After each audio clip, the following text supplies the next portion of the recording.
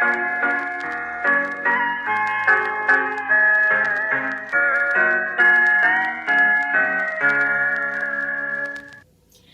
semuanya, perkenalkan nama saya Amara Kartikasari. Saya biasa dipanggil Rama dengan sapaan Am. Nah, di sini saya akan menceritakan sedikit tentang kehidupan saya. Saya merupakan keturunan asli orang Jawa.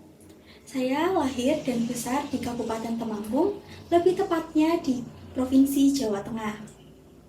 Bapak dan ibu saya sama-sama berasal dari Kabupaten Temanggung, Provinsi Jawa Tengah. Namun, keduanya hanya berbeda di daerahnya saja. Bapak saya berasal dari Desa Kedu, nah sementara ibu saya berasal dari Desa Banyu Urip.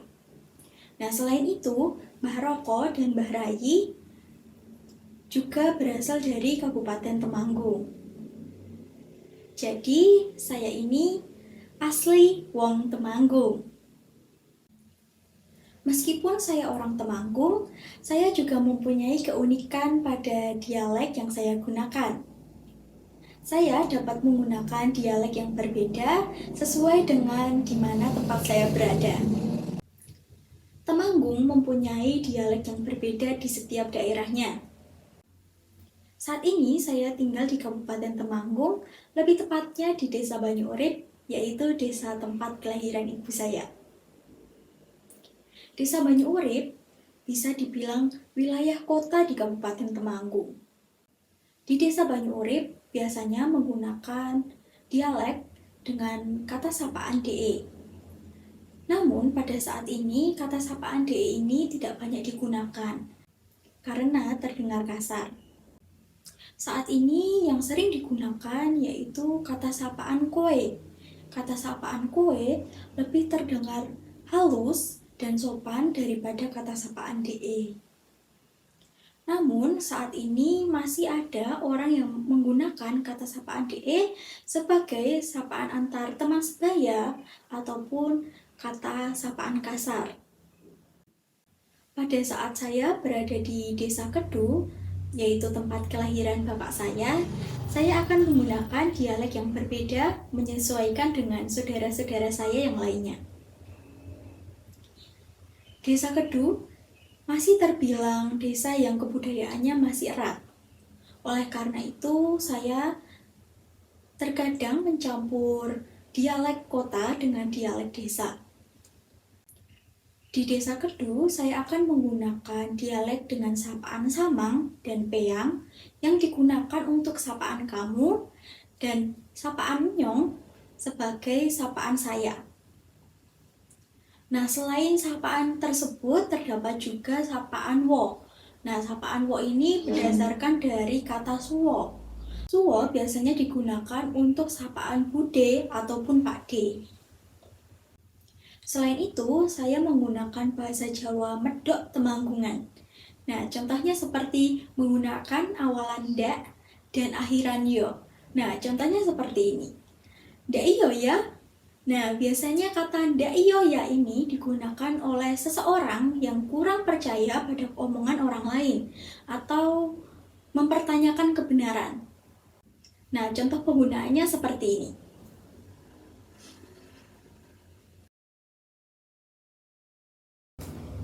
Iki duitnya ngon sama gigal. Kilo, wek sama. Oh, ndak iyo ya. Ndak duitnya gonyong ya. Deh, suwon ya.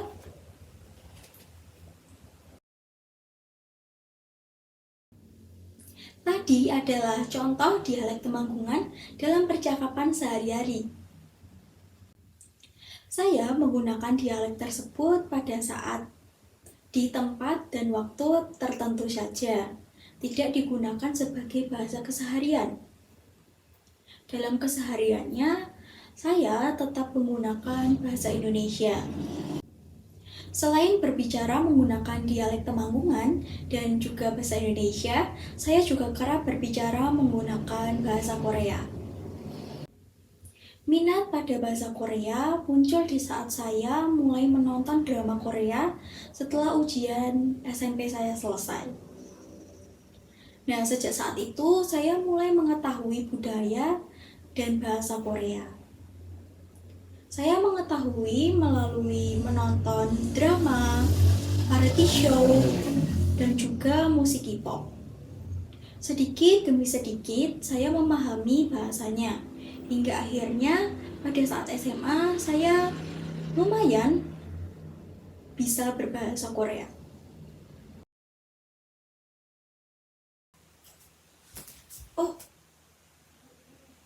눈이 떨어져서 있어.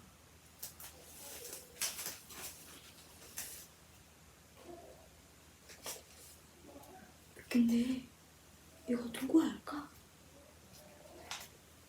누가 가져 있어, 뭔가?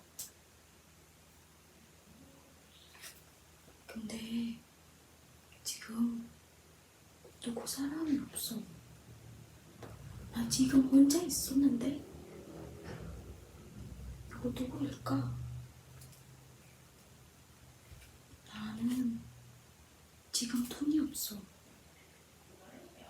그러니까 이 돈은 내가 가져갈까?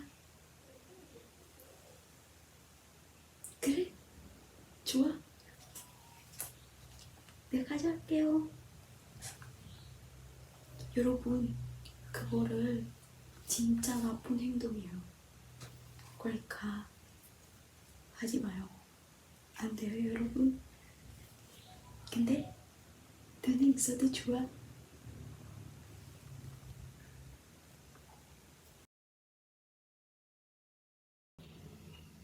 Karena saya mempunyai minat pada bidang tersebut, saya memiliki impian ingin berkuliah di Universitas Gadjah Mada dengan jurusan sastra Korea. Namun, orang tua saya tidak mengizinkan untuk berkuliah di Yogyakarta. Sempat merasa sedih karena tidak sesuai dengan keinginan saya. Setelah berbagai pertimbangan dan rekomendasi dari orang tua saya akhirnya mendaftar perguruan tinggi di Universitas Sidar Magelang dengan Fakultas Keguruan dan Ilmu Pendidikan dengan mengambil jurusan Bahasa dan Sastra Indonesia. Sebenarnya sejak kecil saya bercita-cita ingin menjadi guru. Keinginan menjadi guru tidak hanya karena pandangan semata, tetapi juga pengaruh keluarga. Di keluarga besar saya banyak yang berprofesi sebagai guru, termasuk kakek dan ibu saya. Kakek saya yang merupakan bapak dari ibu saya adalah seorang guru. Terdapat patah Jawa mengatakan guru artinya digugulan ditiru. Dari pepatah tersebut diketahui bahwa guru sangat disegani oleh masyarakat sekitarnya. Sehingga kakek saya selalu menjadi panutan di masyarakat. Tidak hanya di masyarakat saja, tetapi di lingkungan guru, beliau juga disegani oleh rekan-rekannya. Pentingnya pendidikan menjadikan profesi guru di keluarga saya terus berlanjut. Ibu saya mengikuti jejak kakek saya menjadi guru.